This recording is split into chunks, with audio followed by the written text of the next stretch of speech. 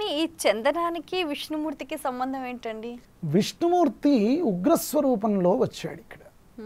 ఉగ్రస్వరూపమైనటువంటి ఆయనకు చందనం అనేటువంటిది చేయడం.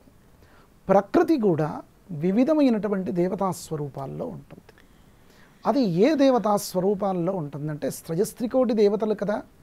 స్త్రజస్త్రికోటి దేవతల్లో ఎట్లా ఉంటారయ్యా ఆ యొక్క 33 కోట్ల దేవతలు అని అంటే, ఏ దేవా దివ్యేకాదశస్థా 11 కోట్ల మంది దివిలో, ఏ దేవా దివ్యేకాదశస్థా పృథివ్యా మధ్యేకాదశస్థా, పృథివీ పైన 11 కోట్ల మంది.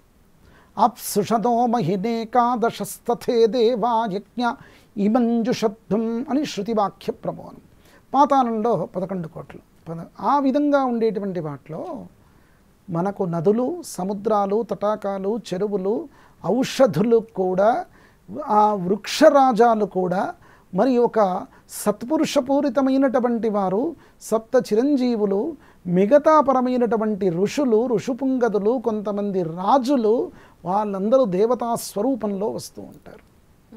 ఇక్కడ చందనం, చందనం దేవతా స్వరూపమైనటువంటి వృక్షం కనుక ఏ దేవత చందనం?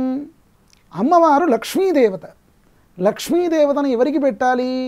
విష్ణుమూర్తికే కదా పెట్టాల్సినటువంటిది. కనుక లక్ష్మీదేవత యొక్క ఆరాధన కూడా ఆ విధమైనటువంటి క్రమంతో చేసేటువంటి స్థితిమై మనం పునీతులు కావడం ఈరోజు ప్రత్యేకమైనటువంటి ఉత్సవం.